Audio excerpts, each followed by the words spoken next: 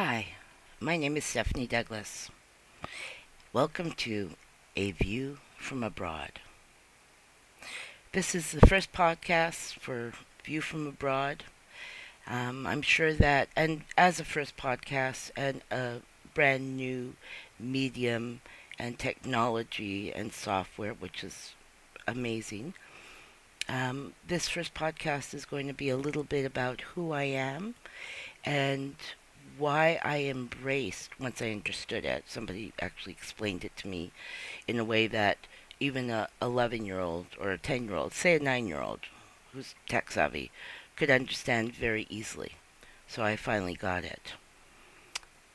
So this is going to be a bit of an introduction about me, about who I am, where I come from, and also where I hope we will journey together with this podcast.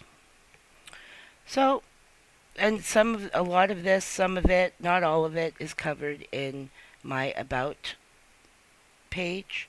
I know that's long form writing, so audio for some people will be much easier um, to hear and while doing other things. So, right off the bat, I am a black Cherokee Jew.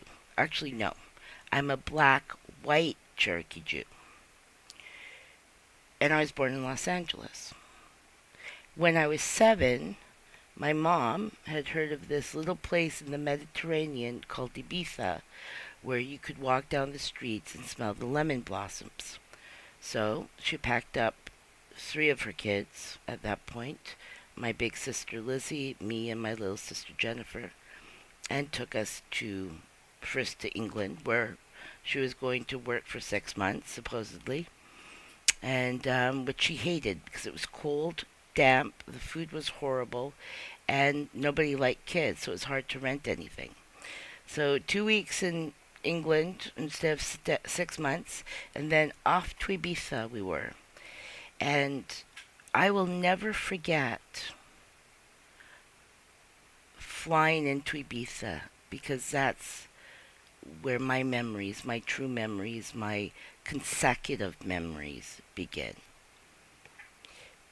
So when my mom told us we were moving to this little island and it was hot and warm and everything, my initial thing was that we would be flying in and seeing grass huts.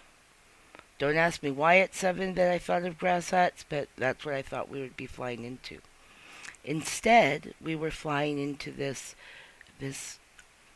island where most of the houses used to be, I don't know what they're like now, were whitewashed.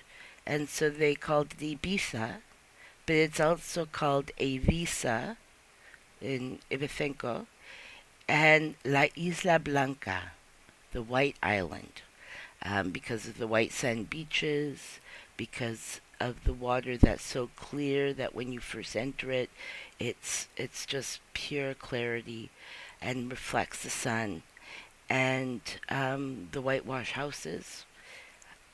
And it was coming into this brilliant whiteness in an April's sunshine. And April there can be fairly warm. So to me, that's when my sense of being a human, my sense of being a person, and my sense of memories kind of began. And there's lots of tests and trials by fire to test who I was. One of them was when I was around 7.5, and we went to Spanish school because my mother said if you're going to go to another culture, you don't do the hippie American progressive schools where you can swear at anything and call their teachers by their first name. You go to Spanish school, you make Spanish friends, you become fluent in Spanish. And we did. And my sister and I, my older sister was long gone. She took off almost as soon as we got to Ibiza at 15 to go travel through Jordan and spend almost 2 years in the kibbutz and all that kind of stuff. So it was just me and my 20 months younger sister Jennifer.